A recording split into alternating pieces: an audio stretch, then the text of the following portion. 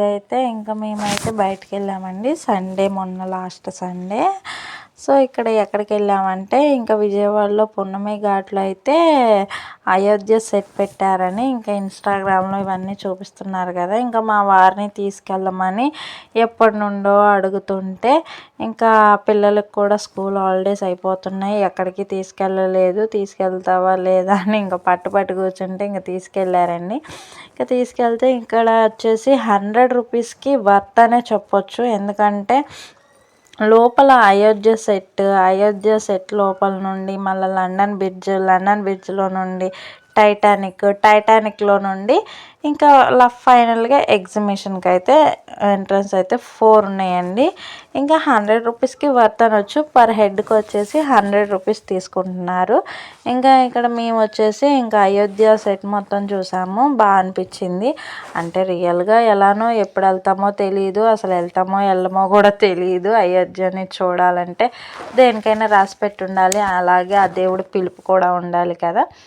So ఇక్కడ మన దగ్గరలో ఉంది కదా, రియల్గా చూడకపోయినా కనీసం ఇలా అయినా చూద్దాము అనే ఆలోచనతో ఇంకా మా వారిని తీసుకెళ్ళారంటే ఇంకా తీసుకెళ్ళారండి. ఇంకా అయోధ్య సెట్ మొత్తం చూసాము, బాగా అనిపించింది. ఎందుకంటే రియల్గా ఎలా ఉంటుందో తెలియదు. సో ఇక్కడైతే పర్లేదు, బాగుంది. ఇంకా అది రియల్గా అలానే ఉంటుందో లేదో కూడా మీరు కామెంట్ చేయండి. ఇంకా ఎక్కడ పెట్టారంటే ఇది విజయవాడలో పున్నమి ఘాట్ రోడ్లో పెట్టారండి, పున్నమి గ్రౌండ్లో. సో ఇంకా అది అయిపోయిన తర్వాత ఇంకా అక్కడ నుండి లండన్ బ్రిడ్జ్లోకి ఇచ్చారు ఎంట్రన్స్. ఇంకా లండన్ బ్రిడ్జ్లో నుండి డైరెక్ట్గా లండన్ బ్రిడ్జ్ మొత్తం అయిపోయిన తర్వాత ఇంకా ఆ సెటప్ అంతా బాగుంది. ఇంకా అక్కడ నుండి లండన్ బ్రిడ్జ్లో నుండి ఇంకా టైటానిక్ షిప్లోకి ఇచ్చారు ఎంట్రీ. ఇంకా అక్కడ నుండి మొత్తం టైటానిక్ షిప్ అంటే మనకి ఎలానో సినిమా ఇవన్నీ తెలుసు కానీ అసలు చూసింది ఏమీ మనకి అంత ఐడియా లేదు. సో ఇక్కడ వచ్చేసి మొత్తం టైటానిక్ షిప్లో ఎలా ఉంటుంది ఏంటి అనేది, ఇంకా అవన్నీ రూమ్స్ ఇవన్నీ పోస్టర్స్ లాగా మొత్తం సెట్టింగ్ అయితే చేశారు, చాలా బాగా అనిపించింది. సో ఇవన్నీ చూడటానికి చాలామంది అనేది వచ్చారు. సో ఇదిగోండి, ఇది లండన్ బ్రిడ్జ్ నుండి చెప్పేది ఏంటంటే మోస్ట్ ఆఫ్ ది టైమింగ్స్ ఏంటంటే చూడాలి అనుకుంటే నాకు తెలిసి ఈవినింగ్ టైంలోనే వెళ్ళాలండి. ఎందుకంటే ఆ లైట్ సెట్టింగ్ అంతా చాలా బాగా అనిపించింది, లైట్ సెట్టింగ్ ఇవన్నీ. సో ఇది వచ్చేసి ఇంకా లండన్ బ్రిడ్జ్ మీద నుండి తీశాను ఇంకా అయోధ్యని. చూడండి, ఆ రోజు మేము వెళ్ళడం సండే అవ్వడంతో ఇంకా రష్ కూడా కొద్దిగా బాగున్నారు జనాలు. ఇంకా లండన్ బ్రిడ్జ్ లోపలికి అయితే వెళ్ళాము. ఇంకా ఇక్కడ నుండి చూడండి జనాలు ఎంతమంది ఉన్నారో, రష్.